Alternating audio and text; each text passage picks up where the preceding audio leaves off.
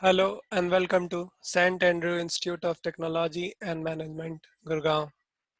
This is online lecture series and we are discussing irrigation engineering. I am Rohit Raj from Civil Engineering Department. We are discussing diversion headwork components in this very lecture. This is sixth lecture of this course. So let's start. Okay, so this is third unit, diversion headwork. Okay, basically we'll first identify what its requirement. Okay, what is the requirement for diversion headwork? Then we'll see the different components. Okay, in this lecture we'll do till that only, and we'll proceed from different components separately in our coming lectures. Okay, so let's start. What is diversion headwork and what are its types? First of all, let's read what are different types of diversion headwork. Okay, so in this course we'll study selection site for diversion headwork, components of diversion headwork, causes of failure. Okay, and then we'll study Khosla's theory. Okay, the work which are constructed at the head of canal in order to divert the river water towards canal. Okay, the work which are constructed at the head of canal means in previous lecture we have studied different components of a canal, that is canal falls or canal scapes. Then we have studied the cross drainage work where we allowed canal and natural drainage system to pass through uh, in two ways, that is when the canal bed level is above the natural drainage systems level, that is highest flood level. Okay, and second case is when the natural drainage bed level is above the uh, canal's highest full supply level. Okay, a third case also there, that is intersection, when these bed levels are at the same level. Okay, when the bed level of canal and drainage are at same level. So till there we have discussed the canals. Okay, and we'll learn how to design the canals in our coming units. Okay, here we have to study that how to regulate the supply in the canals. Okay, we have studied that if the supply is not properly regulated, then what we do, we provide canal scapes for excess waters. Okay, so here in this unit we'll study how these canal waters are regulated. Okay, so the work which are constructed at the head of the canal in order to divert the river water towards canal so as to ensure regulated continuous supply. Okay, why we do this? We just ensure a regulated continuous supply. Means the supply should be continuous, means every time. Okay, every part of the year, in every season there should be proper supply, that is required supply. And other things are mostly silt free. And what is silting? We all know what is silting. Silting is deposition of clayey or silt materials or pebble stones in the bed of canal. And how they can be controlled? They can be controlled or regulated with a minimum flow velocity. Okay, so the supply should be silt free with certain minimum head in the canal.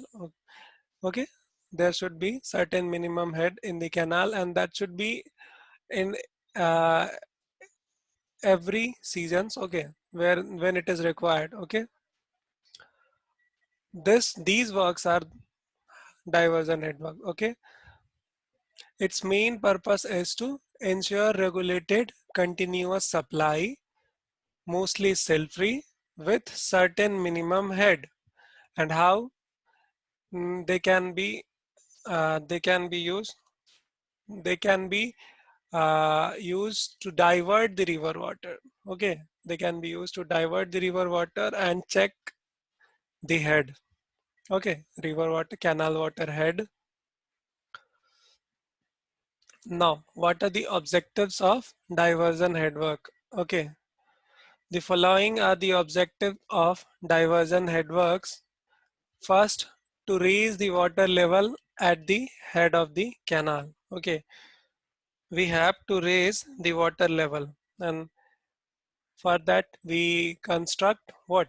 We construct barrage or weirs, okay, to raise the water level. Okay, to form a storage by construction of dikes. Okay, we'll see in our coming lectures what are dikes. Till then, you just keep this in mind, that is a part of diversion headwork. Okay, on both side of the banks of the river, so that water is available throughout the year. Yes, this point you have to keep this in mind, that what is this? Throughout the year. Okay, not for a particular season or not for a particular month, not for a particular uh, day, throughout the year. Okay, water should be available for irrigation purpose or any other purpose serving, the canal is serving that. They should be available throughout the year. Okay, to control the entry of silt into the canal and to control the deposition of silt at the head of the canal. Okay, so other objectives for diversion network is to control the entry of silt. Okay, we have to check with the entrance of silt at the initial point from where the canal water is receiving supplies, and then we have to control the deposition of silt at the head of the canal. Okay, and how are we gonna do this? We just provide a sufficient velocity or sufficient head so that there is no silting, that is there is no deposition of particles in the bed of canal. Okay, to control the fluctuation of water level in the river during different seasons. Okay, if we are able to supply the water throughout the year, then yes, of course, there must be control in the fluctuation of water level. Okay, so what we'll do, we'll construct storages. Okay, there we'll store the excess water in case of heavy rainfall, that is in monsoon periods, or a discharge from other sources. Okay, and then in case of dry seasons, okay, the required water volumes can be discharged from the storage. Okay, so this is the main purpose of diversion headworks. What are they? We have to raise the water level. Okay, second, we construct storages by with the help of construction of dikes. Then we check the entry of silt and deposition of silt. We'll check the entry of silt at the uh, canal starting point, and we'll check the deposition at the throughout the canal. Okay, now we'll control the fluctuation of water level. Okay,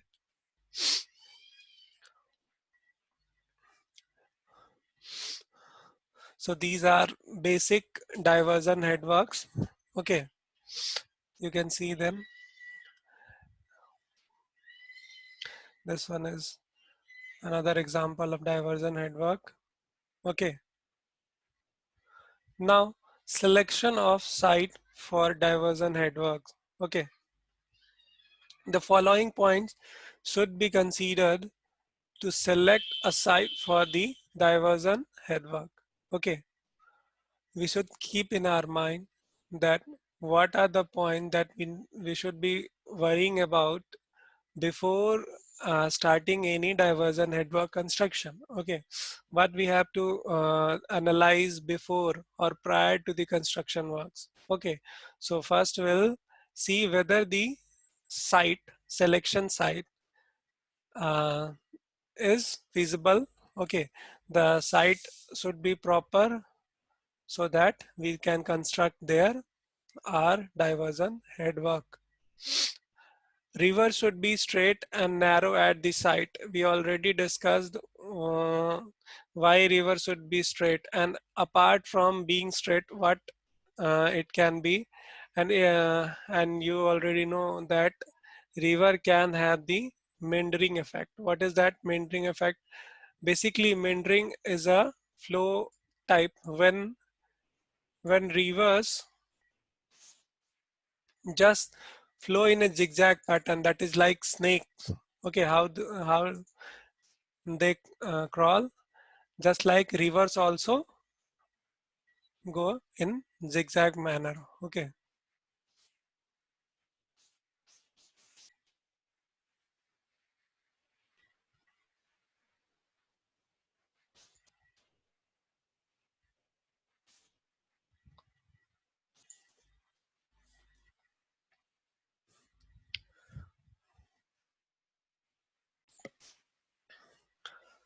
so now you understand how the river meandering is affecting the flow. Okay, basically rivers should be flowing straight and narrow at the site. Okay, narrow resembles that cost of construction gets reduced. If the river width is higher, then yes, of course, cost will be multiplied with its width. Okay, so elevation of site should be higher than the area to be irrigated for gravity flow. And this point you need to know, and we have to consider always during construction that the site should be at higher elevation so that water can flow under gravity. Okay, from storage to the area that need to be irrigated. Okay, river banks at sites should be well defined and stable. River banks should be well defined. Okay, these this arises only due to the meandering effects of river. Okay, we'll discuss the meandering effect of rivers also in this course only. Till then, you just understand that you just keep this in mind that when river flows in zigzag way, means like snake crawl. Okay, then that effect of river is called meandering effect, and it uh, gets heavy silting materials with its flow, and also eroses banks. Okay, river banks, that is sides of side bed of the river. Okay, now valuable land upstream of the barrier like weir or barrage should not be submerged. Okay, so at the upstream near the barrage or weirs, okay, land should not be submerged. Okay, we have to design it accordingly. uh, if the storage is overflowing, okay, then it could harm the near region lands, and if it is costlier, then the work will not be efficient. Okay, so what are the points? We recall them. Okay, first one is the river should be straight, okay, and narrow at the site.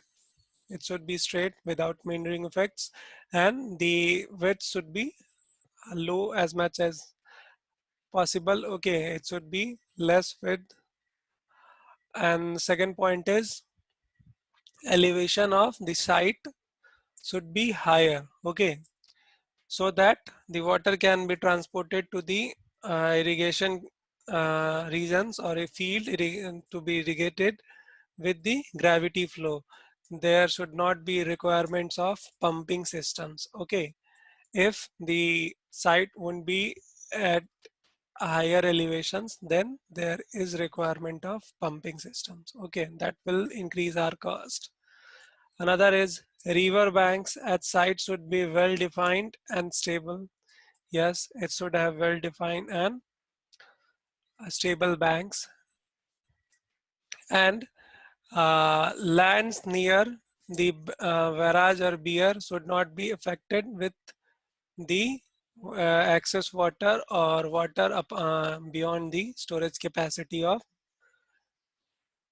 the structure. Okay, so these points we need to study or analyze before the selection of site for diversion network. Okay, before selecting any point that here we need to construct our diversion network, will keep this keep them in mind and will analyze according to this. Now, material of constructions would be locally available. Yes, of course. If we are constructing any site and the materials are not locally available, then the cost of construction will automatically increase, and this will lead to inefficient work. Okay, there. Roads or railway communication to the site is essential to carry the materials of construction. The site should be well connected with roadways or railways to communicate or to transport the materials of constructions. Okay. Sites should be close to cropland to minimize the loss of water due to seepage and evaporation of canal. Now, this point also you have to keep in mind that we are not going to construct diversion headworks at very far from the irrigational lands. Okay, from the lands where that water needs to be discharged. Okay, because during this process, during the transportation or carrying of water using canals, there is continuous loss of water, and that may be due to seepage or evaporation. Okay, you already know what is seepage and what is evaporation of water. So the site should be close to cropland to minimize the loss of water. Okay, the site should provide a good foundation for construction of weir or barrage. There should be a proper foundation. Okay, uh, for the construction of weir or barrage. Okay, if the soil quality, if the soil capacity is not that, then we would not construct their diversion headwork. Okay, because we are not supposed to expect any kind of structural failure there if the bearing capacity of soil is not that sufficient, or there is probability of seepage. Okay, there will choose different site or will choose a suitable cure for that. Okay,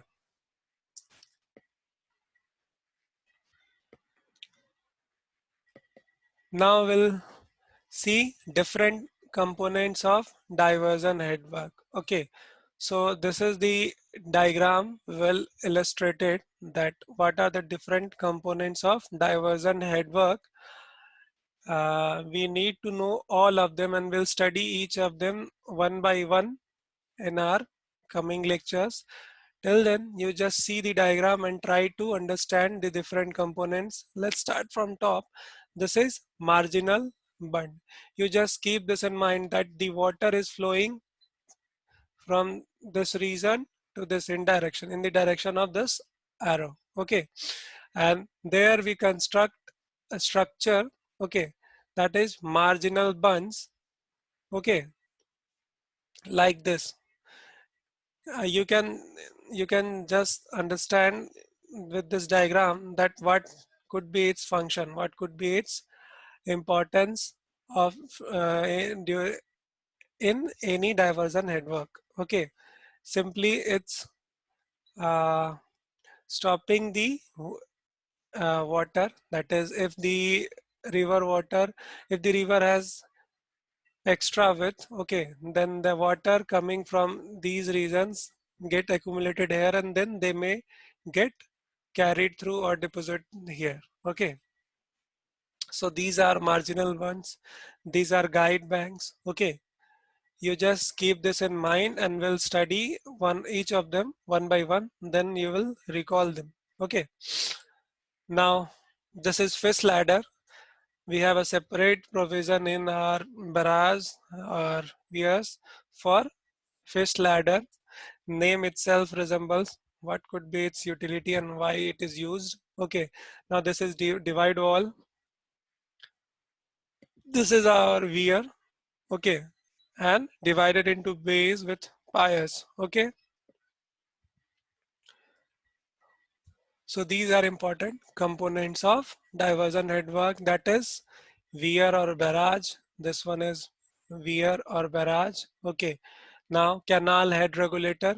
Okay, here with here this one is our canal head regulator. Okay, from this is our off taking canal. From this portion only will discharge water to the canal, and this will be our canal system. This is our canal system. Okay, so this is our canal system, and from here will discharge water. Okay, and this is our canal head regulator. Then another is divide wall. This is our divide wall. Okay, this is divide wall. Fish ladder already here. This is our fish ladder. This whole structure, this is fish ladder. Okay, this complete structure is fish ladder. Okay,